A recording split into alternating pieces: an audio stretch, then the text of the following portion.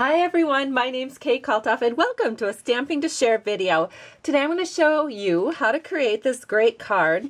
It's truly a Minnesota card if there ever was one. You've got your moose here and you've got Thinking of You, the pine tree, and the pine tree on the inside as well. It's what we call a Z-fold card. You can see how that folds into kind of a Z shape. And we'll go ahead and get started. I'll give you all the measurements and the directions how to put this card together. It was a real hit with my customers, and I'm sure it will be with your customers. And if you are a customer, you'll really love making this card. Gets lots of great comments whenever you send it to someone. So the first thing that we're going to need, of course, is some cardstock. I have some Always Artichoke cardstock. I've cut it at 5.5 by 8.5 and scored it at 2 1/8. And at 4 1/4. So I just put it on my score tool, Simply Scored scoring tool, scored it at 2 1/8 here, and then at 4 1/4 here. And then I would fold it in half at the 4 1/4 mark, just like I'm making a normal card. And then to make the Z fold, I fold back on that 2 1/8 inch score line, and I have my Z fold card like this. So that's all there is to it. It's really a simple fold. You are also going to need a panel of early espresso, and I've cut that at 1 7/8 by 5 1/4. So we'll just go ahead and glue that right onto the front of our Z fold here. I've got a little bit of multi-purpose liquid glue, just making a quick skinny little line all the way around it. And we're just going to set this right on here. As you can see with the glue, I can kind of wiggle it and make sure that all of my borders are nice and even all the way around.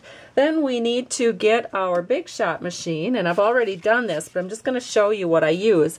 These are the Labels Collection framelits. I've labeled them 1 through 6, starting with the smallest.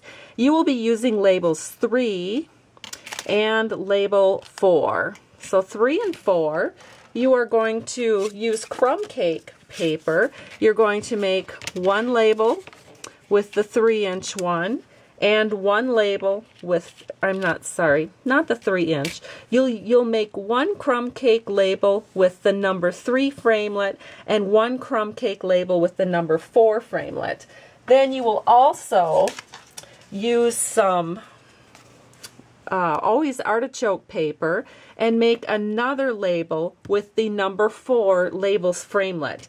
Once that label comes out, I ran it through the embossing machine with my zigzag embossing folder, which gives it this nice rustic feel to it. And so that's really all there is. You can just use scraps of paper for this, and we can go ahead and start stamping here and putting our card together.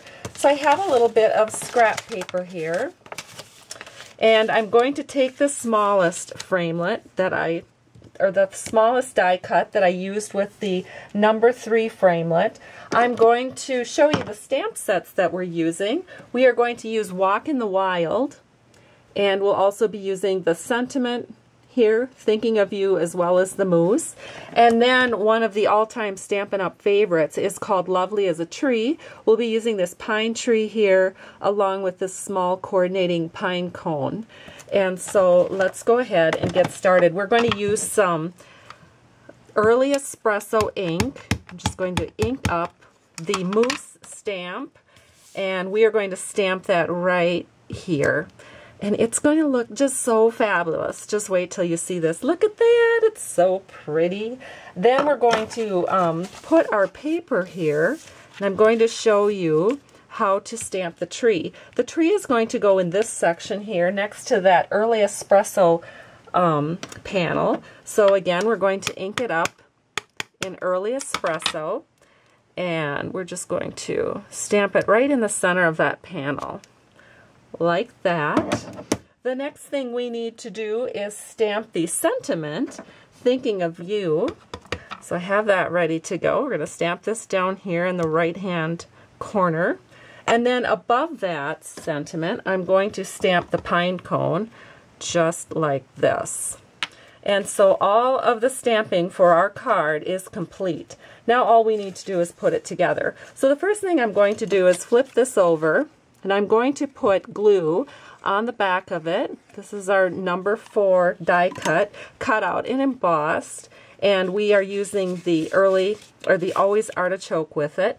I'm going to set it up here so that these peaks, you can see there's little peak marks, and I'm putting them so that they're right on the fold line, and then just burnishing that down. And you can see when you open it up that there's a reason you don't want to put glue over here, because then you would be gluing your card shut. So you're only putting glue on the part that gets attached to this panel, to this Z-fold panel. And now the next thing we're going to do is taking our mousse, we are going to add some dimensionals to the back, and then we just set that mousse right in the center of that Always Artichoke panel, like so. So it will look just like this. And then the very last step is to take a little bit of our multi-purpose liquid glue again, and using the number 4 framelit punch out in the crumb cake, we're going to set this over here. But before I set it down permanently, I'm just going to close the card so I can make sure that I have it in the right position, so that when you close the card you don't see it. You can see I made a few adjustments there, and now when I close the card you can't see that in the background. So now I can burnish this down, and it's ready to go. There's our completed card. Open it up and you've got a place to write, and that way you know exactly where to write. You won't be writing down here where it will show when the card is closed, because when the card is closed you won't see this crumb cake part, and that's a good place to write your sentiment. And so there we go. Here is the other card for comparison. And I hope you have a great day. Thanks so much for stopping by Stamping to Share. I truly appreciate you.